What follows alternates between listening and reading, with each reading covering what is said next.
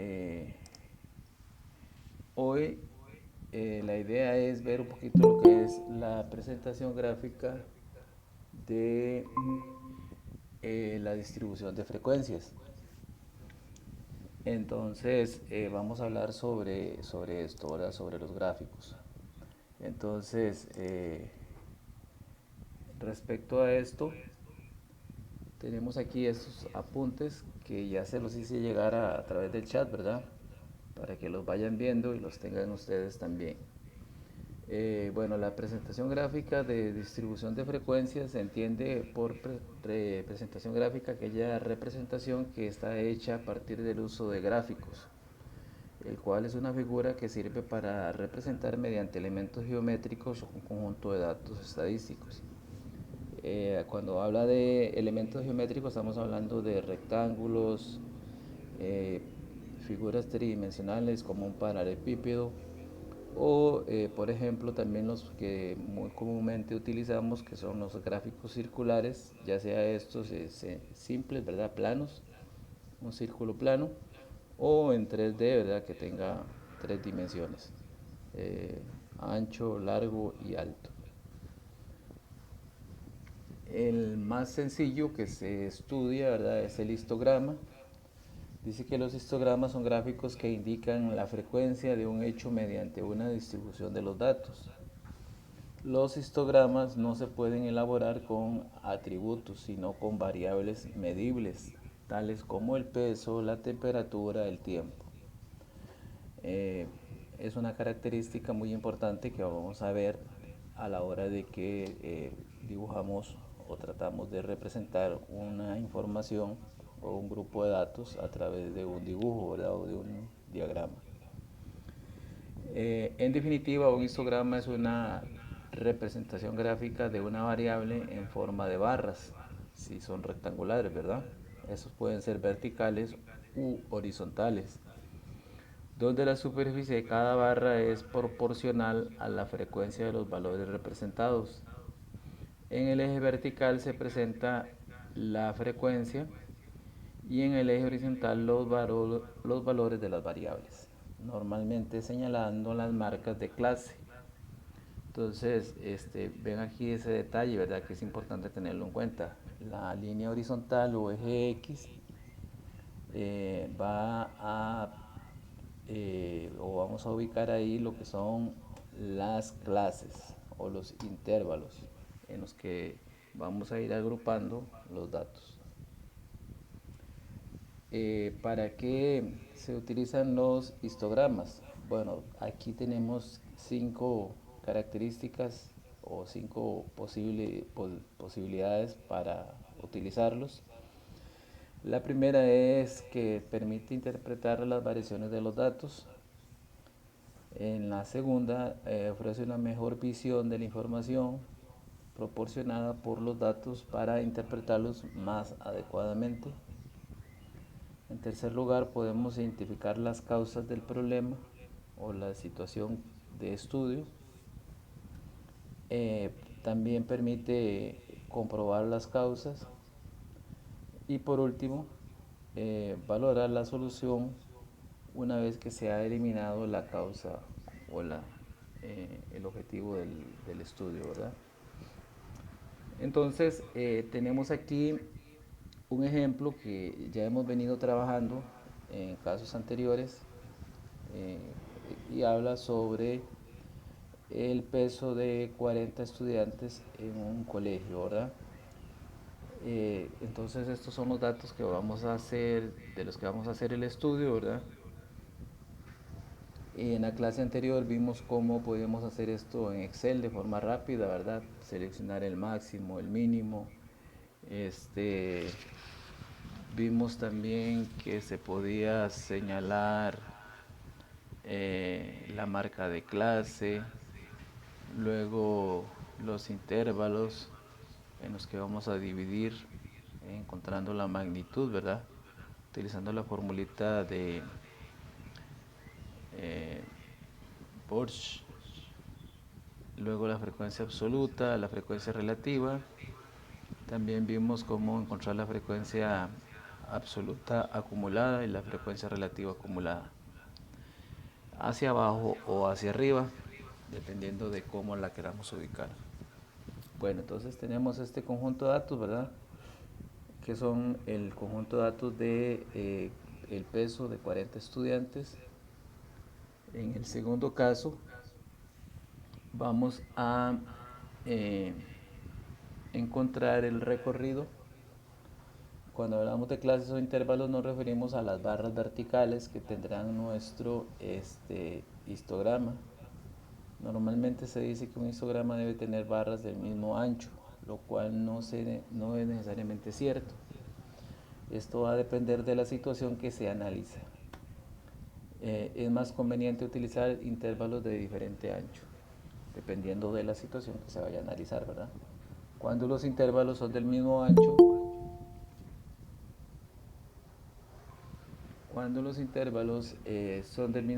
la altura de cada barra será proporcional a su área. En caso contrario, cuando tenemos intervalos de ancho distinto, en este caso resulta conveniente analizar la altura de la barra. En resumen, en el paso 2 se determina el rango. El rango se define como la resta entre el valor más grande y el valor más pequeño de todos los datos. Para nuestro ejemplo anterior, que estábamos hablando de el peso de 40 estudiantes, si nosotros acomodamos esta cantidad de datos, estos 40 datos, nos vamos a dar cuenta de que el valor más alto es el chico que pesa 74 kilogramos y el que pesa menos pesa 32 kilogramos. Si nosotros hacemos esa resta nos damos cuenta que el rango de estudio es de 42 kilogramos. O sea, desde el dato más chico, que es 32, al dato más grande, que sería el 74, hay 42. Ese sería nuestro recorrido, nuestro rango de estudio. Para construir un histograma también vamos a necesitar lo que son las clases. Las clases generalmente se representan con una K en minúscula. Entonces cada vez que aparezca una K vamos a estar hablando del número de clases. Existen varias formas para encontrar este valor. Una de ellas es sacando la raíz de todos los datos. Y la otra es la que mencionamos, la de Sturge, la cual aplica la fórmula 1 más 3,32 logaritmo de el total, logaritmo en base 10 del total de datos, ¿verdad? Entonces, por ejemplo, en este caso dijimos que teníamos 40 estudiantes. Si nosotros hacemos el cálculo de eso,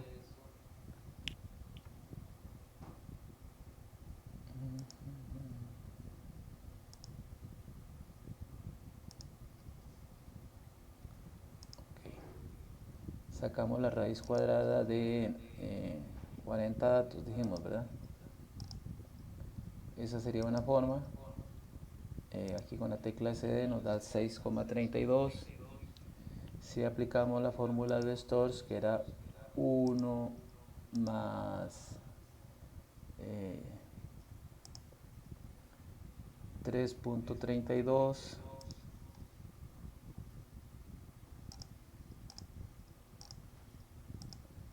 por el logaritmo natural, ¿verdad? Aquí discutimos la otra vez la diferencia entre logaritmo natural y logaritmo en base 10, ¿verdad? Dijimos que el logaritmo en base 10 es en este caso aparece para colocarle la base, y en este caso estábamos hablando que son 40 datos, ¿verdad? Entonces nos da un 6,31, entonces nos da un aproximado bastante similar, que sería, lo podríamos redondear hacia abajo o hacia arriba, para tener ese dato, ¿verdad? Hay otras formas, pero estas son las más difundidas. Ya queda a criterio de cada persona escoger, ¿verdad? eh, cuál método vamos a utilizar. Luego vamos a tener aquí lo que es la amplitud. Para determinar la amplitud habíamos dicho que la amplitud de la clase o ancho del intervalo de la clase se define con la letra H minúscula. Para ello se divide el rango entre el número de clases. El rango habíamos dicho que era la resta del máximo menos el mínimo, y nos había dado un resultado numérico, ya lo habíamos calculado, ¿verdad? Que era 42.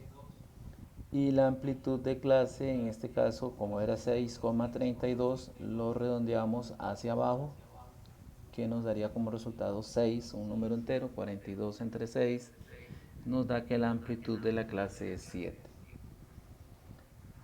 Seguidamente eh, vamos a construir los intervalos, ¿verdad? Entonces, como habíamos dicho que el dato más pequeño era 32, entonces a 32 le vamos a ir sumando 7. Entonces aquí tenemos una pizarrita, ¿verdad? Entonces el dato más chico habíamos dicho que era 32. 32 más el ancho de la clase que dijimos que era 7, entonces nos da que es 39. Entonces nuestra clase sería la que tiene como límite inferior 32 y como límite superior 39. Para calcular la siguiente tendríamos que a 39 sumarle 7, y entonces de ahí tendríamos que el resultado es 46. Es decir, la siguiente clase iría de 39 hasta 46. El hecho de que los corchetes estén, digamos que los paréntesis cuadrados estén cerrados y abiertos, tiene un significado, ¿verdad? Habíamos indicado que, por ejemplo, en este caso el límite es 39, pero no incluye el 39 o 39,01 o 39,02.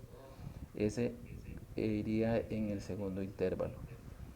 Y así sucesivamente vamos a ir construyendo el resto de los intervalos, ¿verdad? El siguiente iría desde 46, a 46 le sumamos 7, entonces tendríamos que 53, luego a 53 le sumaríamos 7, nos daría 60, y así sucesivamente hasta llegar al valor más alto, que creo que era como 74, 72 por ahí, ¿verdad? Este, por aquí los teníamos. El 74, sí. Ya después del 74 no nos va a interesar, ¿por qué? Porque ya no tenemos valores más altos. Eh, para construir esto utilizando el Excel, lo que hacemos es que vamos a tomar el dato inferior, vamos a agregar el símbolo de i. eh, este símbolo tiene un significado en inglés. Nosotros generalmente lo utilizamos para escribir la separación y, digamos, qué sé yo, decimos que Carlos y Luis están en el curso de estadística, por ejemplo. Entonces, para no escribir y, en algunos casos se acostumbra a colocar ese símbolo, ¿verdad? Pero acá tiene otro significado y se utiliza para separar datos. Es importante que tengan la separación acá, ¿verdad? De estos datos. Veámoslo acá en el Excel. Por ejemplo, aquí yo ya tengo la fórmula colocada. Entonces, el límite inferior en este caso es el que está ubicado en la tecla O5. ¿Lo ven? La tecla, la celda, perdón, O en la fila número 5 corresponde a O5, por eso aquí aparece O5. Este símbolo, ya sea que lo inserten con la tecla insertar aquí símbolo, si fuera el caso, ahí tiene que aparecer igual las comillas. Pero vean que lo que quería mostrarles, ¿verdad? Es que, y es un detalle muy importante a tener en consideración, es que, ok, colocamos el límite inferior, dejamos un espacio, luego colocaríamos el símbolo de i, dejamos otro espacio, las comillas, otro espacio, el símbolo de resta, de menos, otro espacio, las comillas, cerramos, aquí sería otro espacio y, y aquí agregamos el límite superior para esa clase. Entonces una vez que ya la tenemos, eh, nos tiene que dar aproximadamente esta información, ¿verdad? Que va desde 22 hasta 33. Y entonces luego lo que hacemos es que lo jalamos y de esta manera en esta columna me van a aparecer las clases unidas, ¿verdad? Lo que está diciendo es que este sería nuestro intervalo. Entonces vea que tengo por acá el límite o los límites inferiores de cada una de las clases. Los límites superiores los tengo señalados con L sub S para hacer la diferencia entre el límite inferior y el límite superior. Habíamos indicado que la marca de clase era la división, digamos, para encontrar esto sumábamos estas dos teclas, 32 más 22, y lo dividimos entre 2. De esa manera vamos a encontrar la marca de clase, o sea, la mitad de este intervalo. Y luego lo que hacemos es que lo vamos a arrastrar y lo vamos a sumar. En este caso tenemos que, aquí hay un detalle.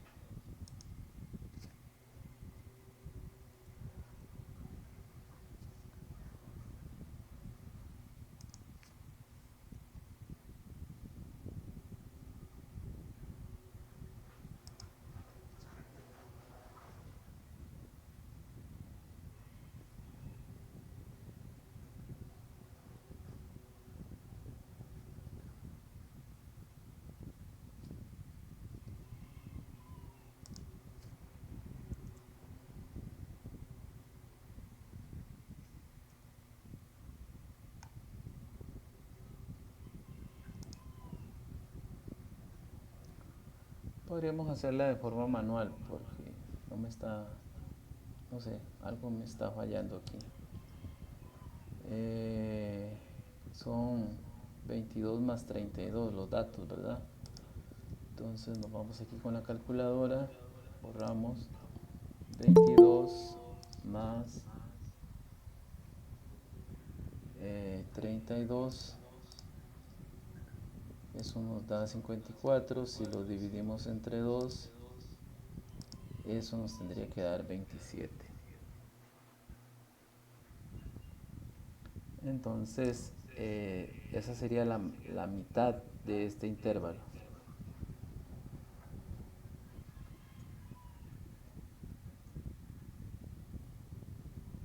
Y no 16,5 como está marcado acá.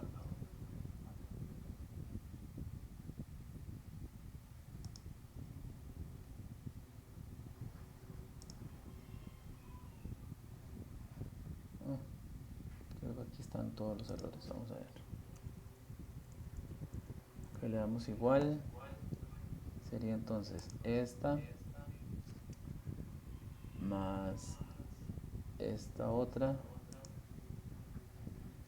lo colocamos dentro del paréntesis porque lo que queremos calcular es el resultado de la suma, ¿verdad?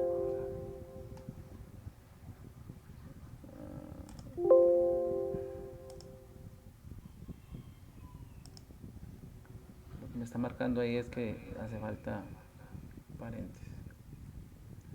Esto dividido entre 2. Ahora sí. 27,5 sería la mitad y lo arrastramos. Entonces, para esta de acá sería 38,5, para este de acá sería 49,5, para este otro intervalo sería 60,5, es decir, la marca de clase sería el centro de este intervalo, ¿verdad?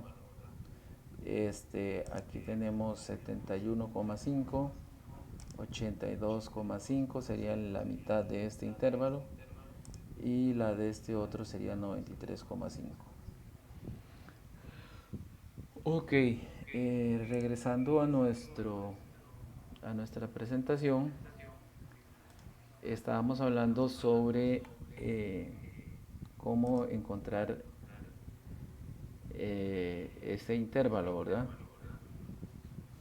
Ok, aquí entonces tenemos una serie de pasos que me van a permitir construir o graficar un histograma en Excel. Bueno, dice que en primer lugar tenemos que seleccionar los datos. eh, en este caso son los 40 pesos de los estudiantes. Le damos insertar, se seleccionan los datos y se van a agregar los datos. Luego ahí se personaliza ya el cuadro. Entonces veamos a ver si lo presentamos acá. Entonces, bueno, vamos a borrar este. Vamos a ver qué tengo aquí.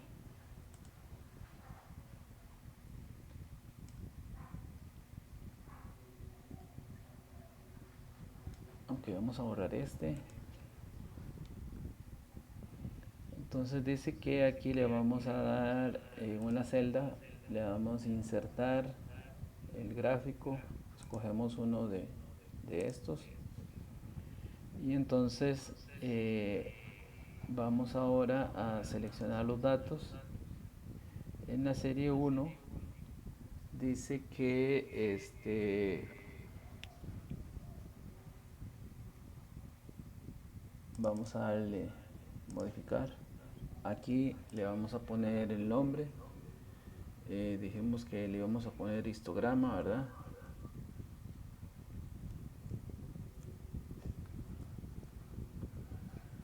Y que acá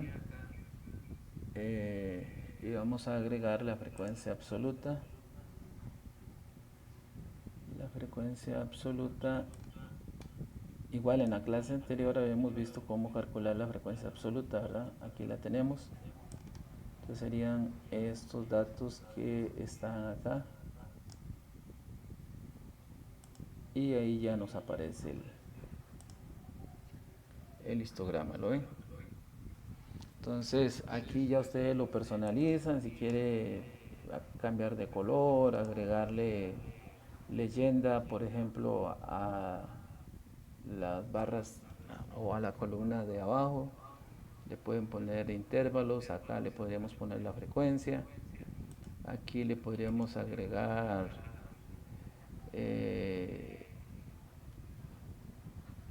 vamos a ver si ok, aquí dice los datos, ¿verdad? Que en esta primera tenemos 4 datos, que en la segunda vamos a tener 8 datos, 12, 9 datos, 1 y en las últimas 2, 2 y 2, que son los datos de la frecuencia de estos datos, el comportamiento que tienen, ¿verdad? Entonces igual le podemos agregar acá títulos a las, cambiar de color, señalar las rayitas, etcétera, etcétera. Ok, eso con respecto a lo que es el histograma, ¿verdad? Entonces aquí tienen ustedes los pasos a seguir, ¿verdad?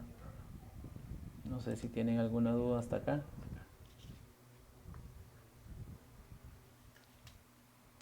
Tenemos conectado a Marlit. Kenji y a 3 personas más. Vamos a ver. Milena, Elías y Yeudi. Bueno, bienvenidos. Espero que estén.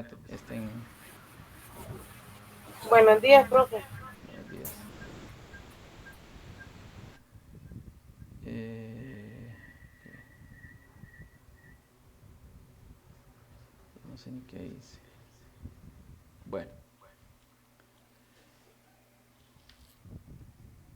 siguiendo aquí, más o menos algo más similar, o ya viendo a detalle la situación, ¿verdad? Aquí teníamos la frecuencia de los datos y aquí el gráfico que queríamos construir. Ahí le agregamos las clases, la frecuencia, el título. eh, Aquí yo le puse el peso de n estudiantes, pero igual ustedes en este caso pueden especificar que se trata de 40 estudiantes. Eh, Interpretación sería el paso número 8. Una vez que ya tenemos graficado, entonces aquí se analizan los aspectos eh, como la tendencia, la variabilidad y la forma de distribución de los datos. Entonces vemos que podríamos interpretar que la mayoría de los estudiantes pesan entre 46 y 53 kilogramos, mientras que la minoría están ubicados entre 32 y 39 por la parte inferior, ¿verdad? De los que pesan menos, y de los que pesan más, aquí de este lado colocamos 8 más o menos de 60 kilogramos hacia arriba. Tenemos que podemos ubicar 8 estudiantes. Esa sería la interpretación, ¿verdad? Ahí ustedes pues pueden eh, encontrar alguna otra interpretación dependiendo del estudio que ustedes quieran. Bueno, entonces aquí tenemos lo que es una tabla de las frecuencias. Entonces aquí teníamos los pesos, ¿verdad? O las clases. Aquí los puntos medios están redondeados. Aquí las frecuencias. La frecuencia relativa que habíamos dicho que era la división entre cada una de estas entre el total de los datos. Habíamos establecido una fórmula para eso. Y lo que son las frecuencias acumuladas es simplemente ya sea que los vayamos sumando hacia arriba hasta llegar a la totalidad de los datos, que es 40, o en este otro caso empezamos del total de los datos hasta el dato más pequeño, que sería 4, ¿verdad? Entonces ahí vamos a venir restándole las cantidades de las frecuencias y de esta manera pues vamos obteniendo estos datos.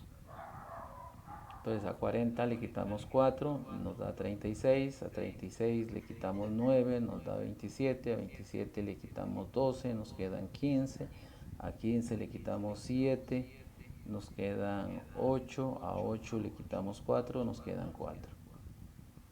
Entonces, igual esto lo podemos hacer con el Excel, ¿verdad? Eh, Luego el polígono de frecuencias es otro tipo de gráfico que podemos utilizar. Es un gráfico que se forma uniendo los puntos medios de la parte superior de las barras mediante los segmentos de recta. El polígono de frecuencias es de mucha utilidad cuando se presentan más de una serie de una misma gráfica. Es un gráfico de líneas que se usa para presentar las frecuencias absolutas de los valores de una distribución en la cual la altura del punto asociado a un valor de variables es proporcional a la frecuencia de dicho valor. Los polígonos de frecuencia se trazan tomando en cuenta las marcas de clase de cada barra. dijimos que la marca de clase era el punto medio de cada una de las clases. Entonces el polígono lo que hace es que señalamos dónde está ubicada la marca de clase, o sea, el centro de cada una de las clases, y unimos esos puntos. Y de esa manera pues vamos a tener nuestro polígono. Entonces aquí tenemos algunos ejemplos de polígonos de frecuencia. Entonces vean que tenemos en la parte, en este primer gráfico que tenemos acá, dice que tenemos la estatura de pulgadas de los estudiantes de la Universidad Estatal a Distancia. Acá tenemos la cantidad de estudiantes que se tomaron en cuenta. Y entonces aquí tenemos las clases. Estos de acá serían los puntos medios. En la primera clase serían 5, en la segunda el punto medio es 18, en la tercera el punto medio es 42, en la cuarta sería 27 y en la quinta sería 8. Entonces si unimos los centros, esos centros, tenemos un polígono y a esto es lo que se le conoce como polígono de frecuencias o gráfico de polígono. Acá tenemos otro ejemplo un poco más amplio, ¿verdad? Con más clases, pero al final la idea es que se vea la figura de una línea que va desde la primera clase hasta la última clase uniendo los centros. Bueno, aquí especifico, ¿verdad?, que un polígono de frecuencias asociado a un histograma se dibuja uniendo los puntos medios de las bases superiores de los rectángulos. No sé si tienen alguna duda hasta acá.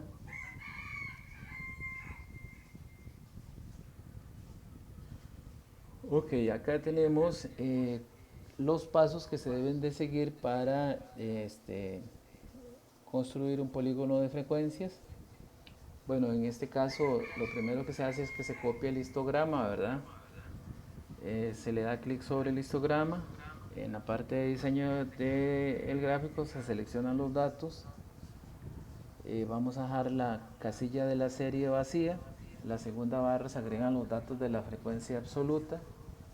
Y dice que se rotulan los ejes. Y se hace lo demás, ¿verdad? Entonces, esos serían los pasos a seguir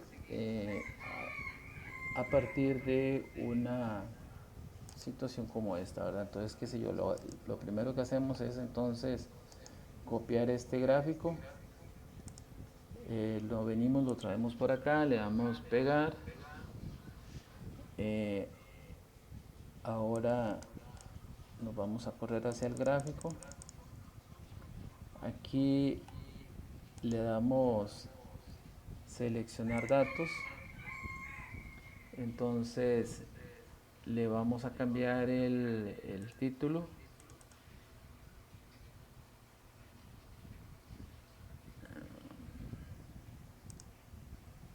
Ya no se va a llamar histograma, ahora se va a llamar polígono.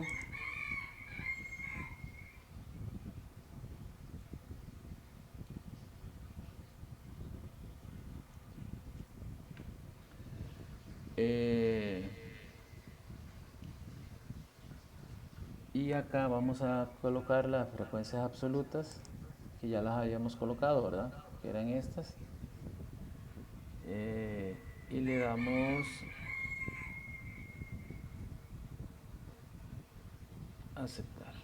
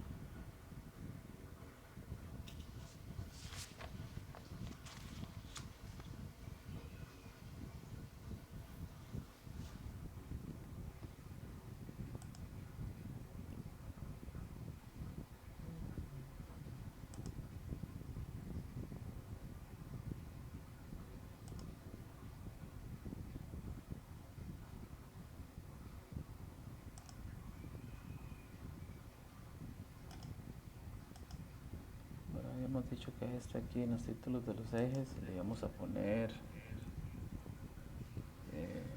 intervalos.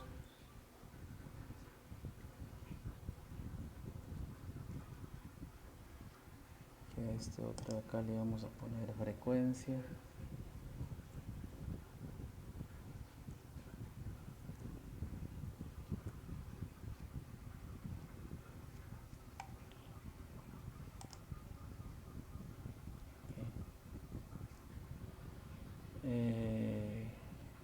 Aquí polígono de frecuencias.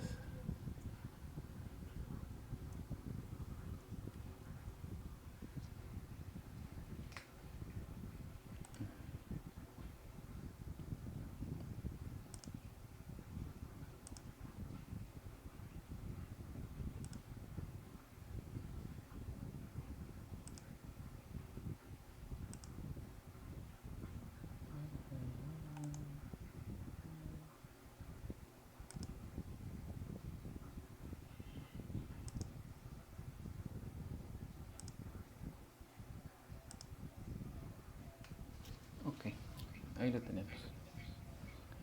Ese sería nuestro polígono de frecuencias para las que tenemos ahí.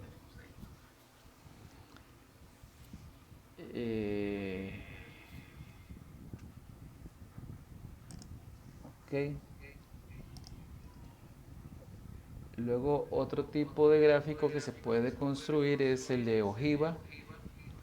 Dice que la ojiva es un polígono de frecuencias acumulado, es decir, se permite ver cuántas observaciones se encuentran por encima o por debajo de ciertos valores, en lugar de solo exhibir los números asignados en cada intervalo.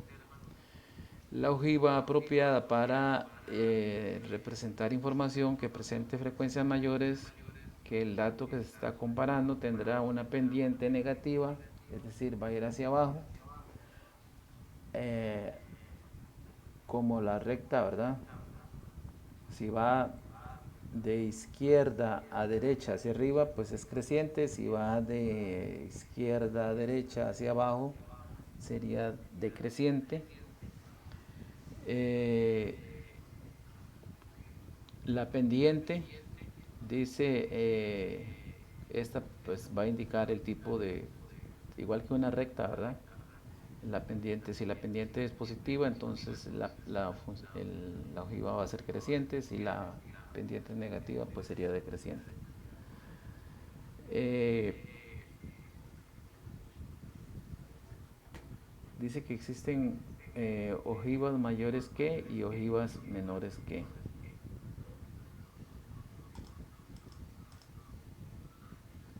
Aquí tenemos una descripción de cómo se construye,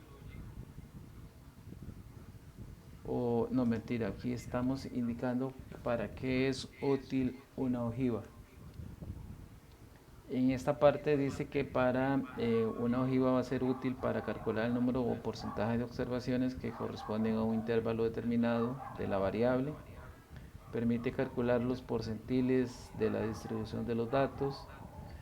También va a tener las siguientes características. Por ejemplo, las frecuencias acumuladas se podrán observar acá. Se prefiere para el tratamiento de datos cuantitativos, o sea, de cantidades. Eh, Generalmente va a iniciar en cero y el punto final en el 100% del total de los datos. Luego, una vez que ya tenemos esto, pues se interpretan los datos.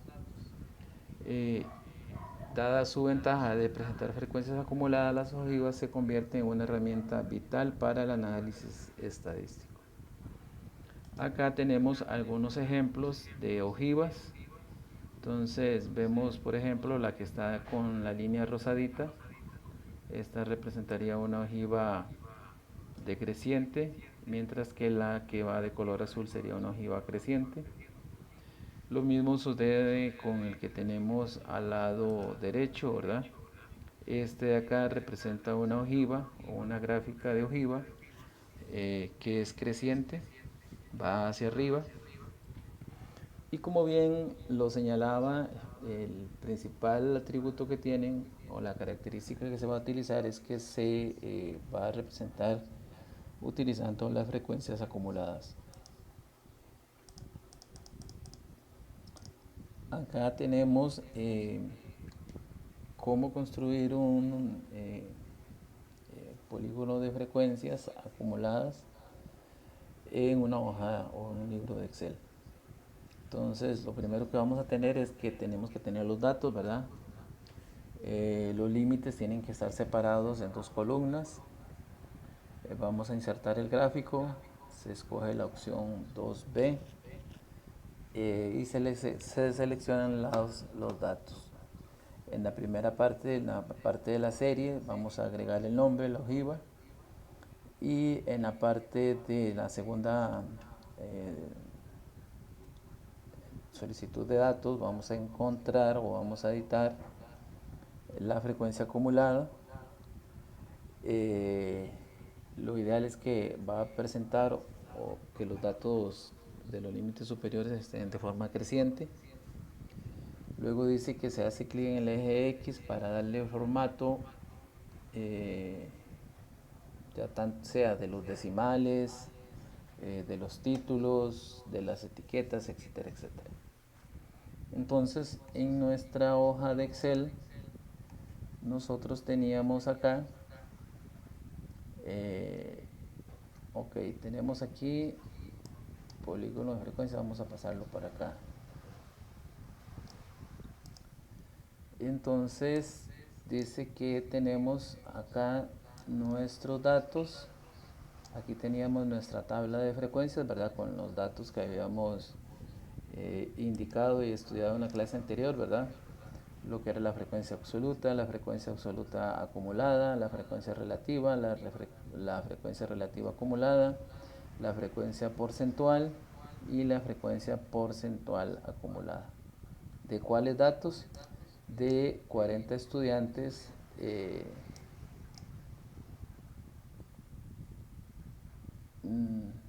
perdón, este es sobre las notas que obtuvieron en un curso de la universidad. Entonces dice que lo primero que vamos a hacer para encontrar el polígono de ojiva era insertar un gráfico, ¿verdad? Entonces nos vamos a ir aquí, le vamos a dar a insertar,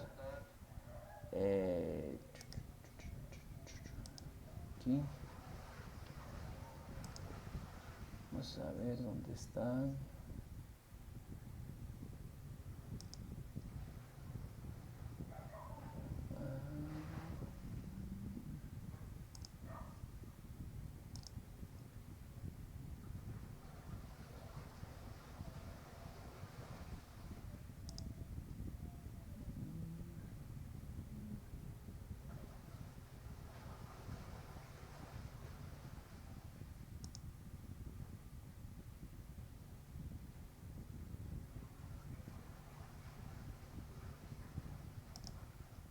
Era uno de estos, ¿verdad? 2D. Ok, entonces ahora dice que tienen que estar separados los límites y que vamos a seleccionar los datos. En la parte de la serie, en la primera le vamos a agregar el nombre de ojiva. En la segunda cajita de valores la vamos a borrar y aquí vamos a agregar la frecuencia acumulada, que sería esta de acá.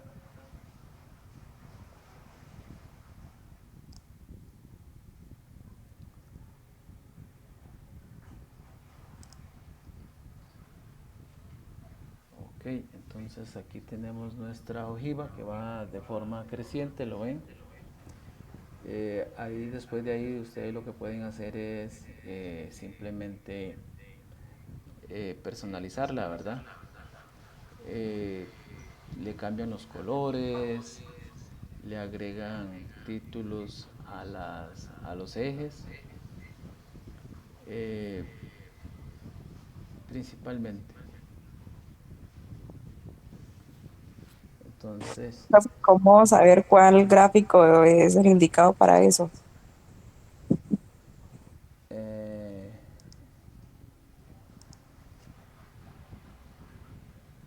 generalmente nosotros los que utilizamos son los más básicos, ¿verdad? Por ejemplo, un histograma, si lo que queremos es presentar eso. Pero si, digamos, si yo le solicito a usted que haga una representación de un gráfico en forma de ojiva de esa frecuencia, entonces le estoy pidiendo que haga esto, ¿verdad? ¿Qué fue lo que hicimos? Bueno, nos venimos aquí, le dimos insertar, seleccionamos el gráfico en 2D, que era este, ¿verdad? Y luego aquí lo que hicimos fue agregar los datos. Aquí donde le damos a agregar, dijimos que era una ojiva. Y acá vamos a seleccionar lo que son la frecuencia acumulada. Entonces nos venimos aquí y buscamos aquí donde están las frecuencias acumuladas. O otra opción para saber qué tipo de gráfico es el que tengo que utilizar, si es el de ojiva, es cuando estamos hablando de frecuencias acumuladas.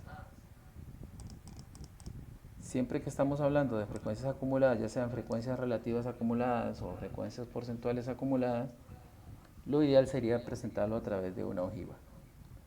Recuerde que esa es la característica principal que indicamos respecto a la ojiva, ¿verdad? Que permite representar frecuencias acumuladas, tanto la frecuencia absoluta, la frecuencia relativa o la frecuencia porcentual, siempre y cuando sea acumulada.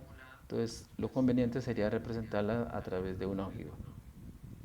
¿Te parece? Con permiso, profe, o sea, o usted nos indica que es de ojiva o si es con las frecuencias acumuladas de cualquier tipo, hay que hacerlo de este tipo. Si el problema indica que tiene que representar una columna de datos por frecuencia acumulada, por frecuencia relativa acumulada o por frecuencia porcentual acumulada, lo recomendable es presentarlo a través de una ojiva. O la otra opción es que yo le diga, bueno, represente el siguiente gráfico a través de una ojiva o de un gráfico de ojiva. Entonces, igual en ese caso, lo que vamos a tener en cuenta o lo que vamos a considerar son las frecuencias acumuladas.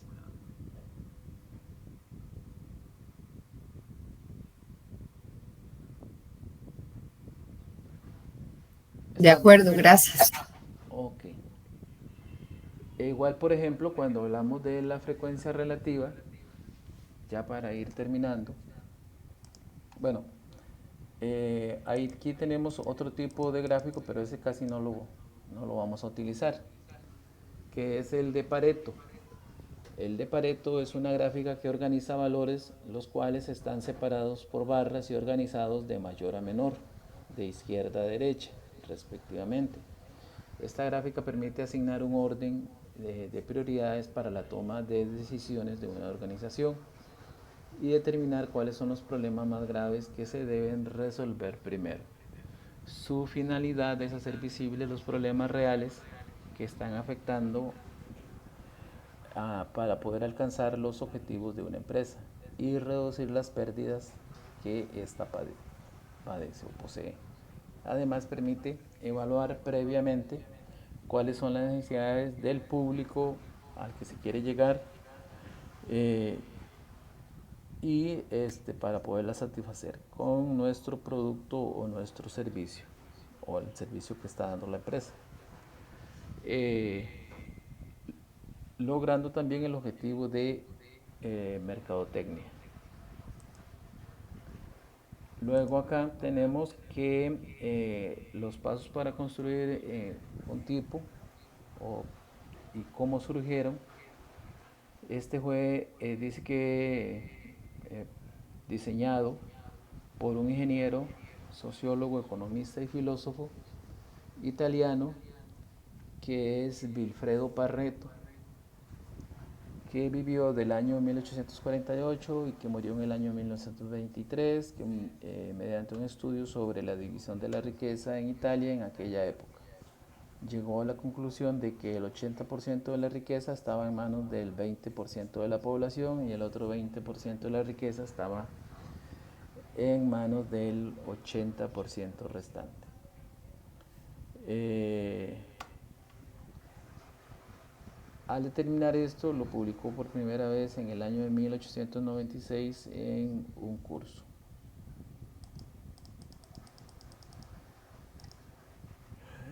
¿Cómo funciona el principio de Pareto? Bueno, se representa a través de la regla 80-20, es decir, que la mayoría de las situaciones, el 80% de las consecuencias son debido al 20% de las acciones, o el 80% de los defectos son el producto de el 20% de las causas. En otras palabras, podemos decir que aunque muchos factores contribuyen a una causa, son pocos los responsables de dicho resultado. A pesar de que la relación no siempre es exacta, normalmente sí se cumple el principio de Pareto y es la base que se utiliza para realizar este tipo de diagramas. Eh, ¿Cuáles son los elementos del diagrama de Pareto? Bueno, el diagrama de Pareto está conformado por una estructura dividida en tres partes. El eje Y izquierdo es la frecuencia de la ocurrencia del problema. También en la parte derecha del eje Y, el porcentaje acumulado del número total de ocurrencias, mientras que el eje X, muestra los problemas, quejas, defectos o desperdicios que se están presentando. Entonces, lo que se busca aquí es igual, ¿verdad? Representarlo a través de un plano cartesiano, pero con esas características, ¿verdad? Que en el eje X vamos a encontrar cuáles van a ser los problemas, las quejas o las causas que están ocasionando el problema, y el eje Y va a representar el problema en sí y cómo se comporta con respecto al eje X. ¿Cuáles son las ventajas de utilizar un diagrama de Pareto? Bueno, para permitirnos enfocar en lo que es la realidad afectada o lo que afecta a una empresa, eh, este va a permitir que la empresa mejore continuamente. También permite el análisis y la priorización de los problemas de la empresa en estudio, ¿verdad? O de la situación en estudio. Permite también optimizar el esfuerzo y el tiempo al centrarse en aspectos cuya mejora tendrá un impacto directo. También los diagramas de Pareto permiten proporcionar una visión sencilla y completa de los problemas y hacer una gráfica que sea sencilla de comprender. Además, el diagrama de Pareto permite comparar los diagramas de un mismo problema en tiempos diferentes, logrando así determinar si hubo mejora, cambios y efectos positivos en dichos problemas.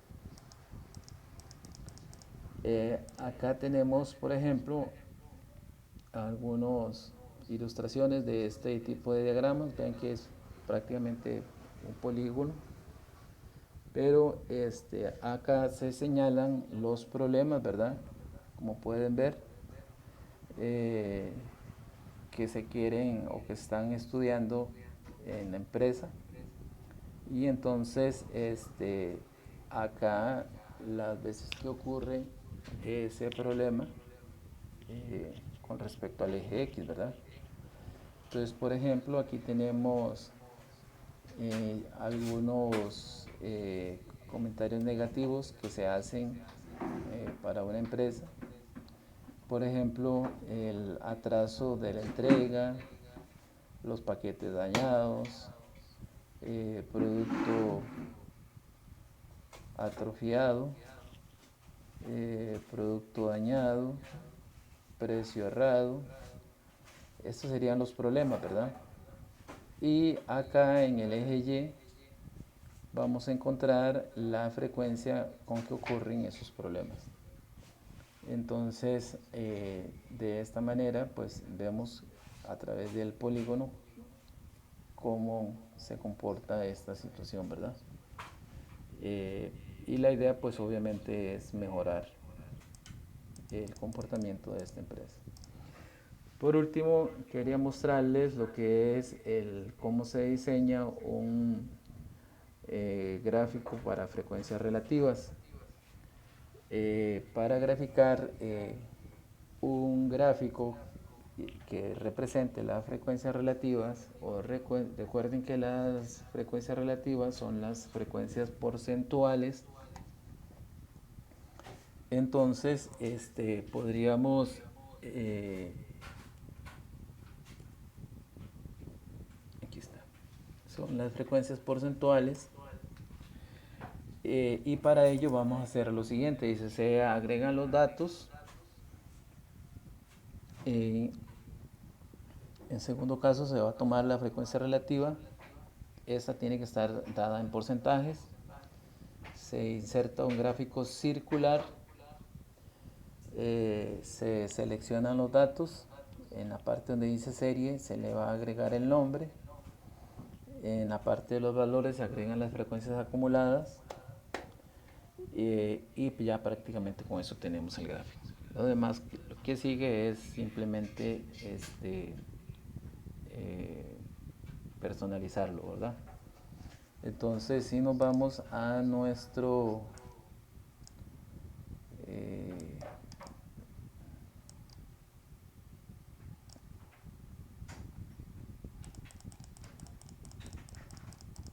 ok, ahí teníamos lo que era el polígono de frecuencias, aquí tenemos lo que es la ojiva.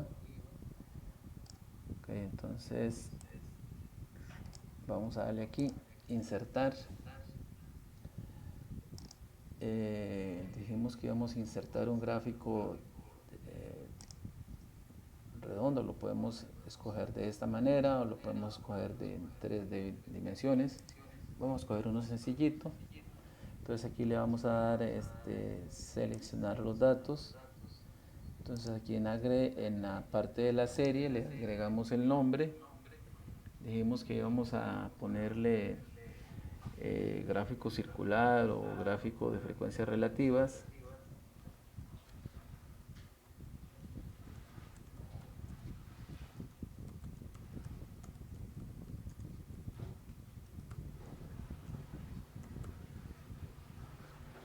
Y que en esta segunda casilla vamos a agregarle la frecuencia relativa, pero en porcentajes, que sería esta que tenemos acá. Más o menos llega hasta aquí, creo. Le damos enter y le damos a aceptar. Le damos a aceptar. Perdón.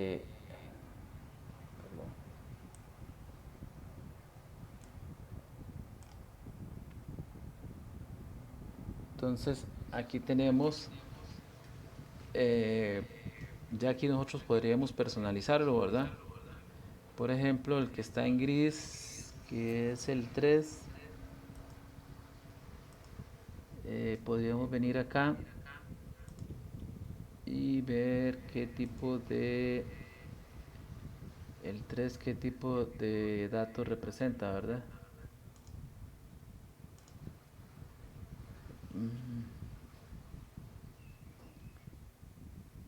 Es el que presenta mayor tamaño.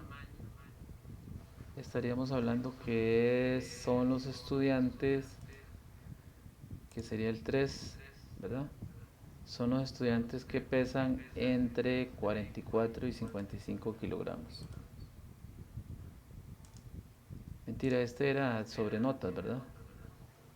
Bueno, el asunto es que la mayor cantidad de datos se ubica en este intervalo, en este rango, y entonces representa el 31%. Entonces, incluso aquí le podemos dar, etiquetar, ¿dónde era? Etiqueta de los datos, ahí está. Ahí está dado en eh, comillas, digamos en decimales, perdón, pero podríamos pasarlo a porcentajes. Entonces vean que, por ejemplo, el 2.4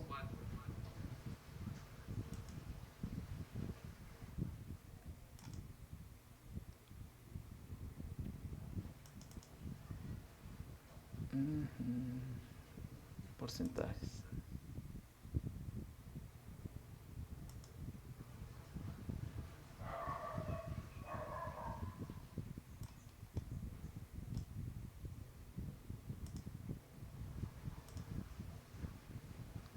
Ok, entonces así se vienen con cada uno, ¿verdad? Entonces este aquí que tenemos sería ponerlo en porcentaje, quitamos el otro valor y ya lo tenemos. Este de aquí, nos venimos acá. Ahora me perdí. Aquí.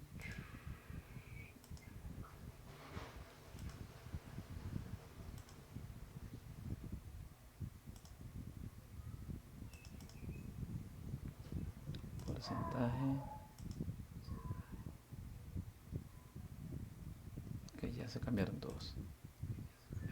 Entonces aquí el gris representa el 33%. Luego aquí tenemos el 25%. Y los buscamos acá, ¿verdad? Entonces sería cuestión nada más de redondear. No sé si no incluye la última clase. Probablemente por eso me está dando ese error. Pero si esto no me estuviera cuadrando, entonces fue porque incluí algo mal, ¿verdad? Vamos a irnos aquí. Bueno, vamos a darle borrar.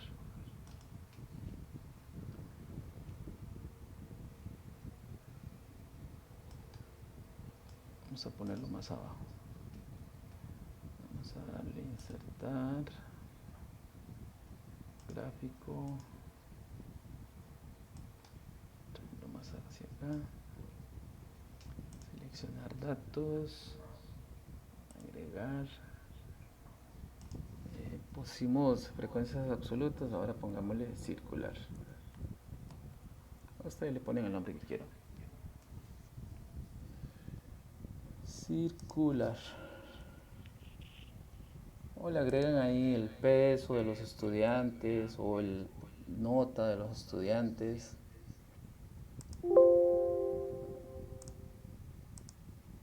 Ok, me está pidiendo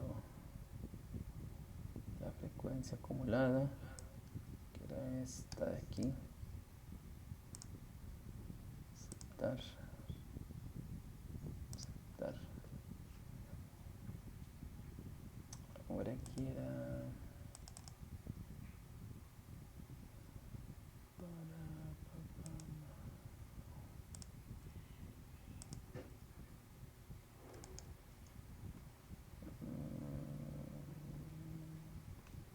etiquetas de los datos.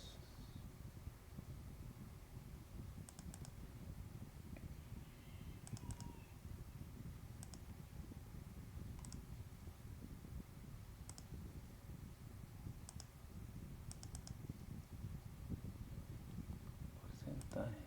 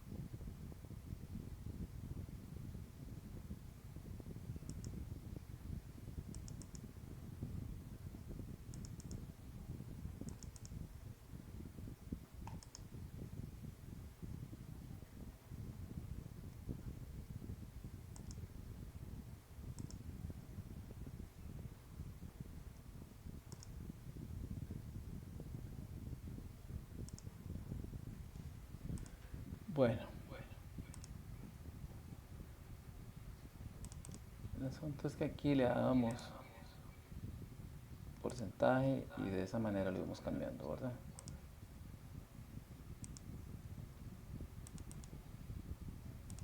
Tiene que haber alguna manera para cambiarlos todos a la misma vez. Pues que ahorita no recuerdo.